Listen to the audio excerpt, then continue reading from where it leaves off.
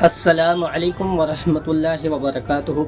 امید ہے آپ تمام حضرات خیر و عافیت سے ہوں گے۔ بہرحال رمضان کے کچھ دن ہی باقی ہیں، پھر یہ مہینہ بھی ہم سے رخصت ہو جائے گا۔ بہرحال آخری وقت میں جتنے بھی وقت بچے ہیں، جتنے بھی دن بچے ہیں، اللہ تعالیٰ سے دعا اللہ ہمیں خوب عبادت کی توفیق عطا فرمائے۔ بہرحال رمضان کے بعد شوال کا مہینہ شروع ہو جائے گا اور 1 تاریخ کو عید ہوگی، یکم شوال کو عید ہوگی۔ شوال کے متعلق حدیث میں آتا ہے کہ آپ صلی اللہ علیہ وسلم نے شوال کے 6 روزے رکھے ہیں۔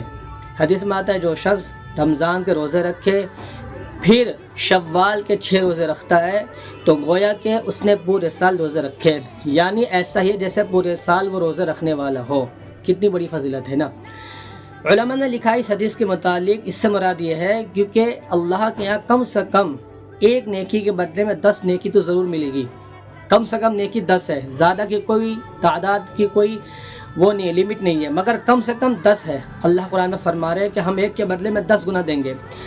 تو 30 دن یعنی 1 مہینہ جو شخص رکھتا ہے تو یعنی 1 مہینے یعنی تو وہ 1 مہینہ 10 مہینے کے برابر ہو گیا۔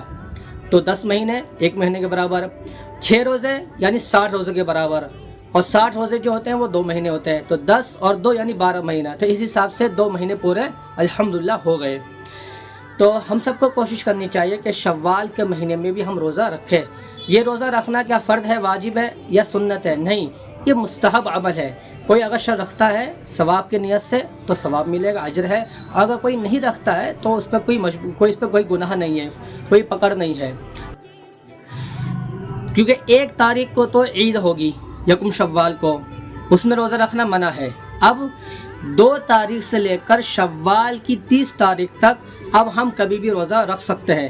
اس کی 2 شکلیں، ایک شکل ہے کہ پیدر پہ رکھیں، یعنی 6 روزے ایک ساتھ رکھ لیں، 2 سے شروع کریں، 2 3 4 5 6 7 تاریخ تک، یا ایک شکل اس کی یہ بھی ہے کہ 1 روزہ رکھے بیچ میں گیپ کر لے، پھر روزہ رکھے پھر بیچ میں گیپ کر لے، مگر شوال کے مہینے کے اندر ہی رکھنا ہے۔ اب چاہے 2 سے لے کر 30 تک کتنے بھی درمیان میں کتنے بھی روزہ رکھ لے، یعنی 6 مکمل کرنا ہے، چاہے پیدر پہ رکھے یا ایک گیپ کر کے رکھے وہ۔ بہرحال اللہ تعالیٰ سے دعا ہے کہ اللہ تعالیٰ ہمیں ان روزوں کی بھی توفیق عطا فرمائے اور اللہ ہم سب کی عبادات کو قبول فرمائے۔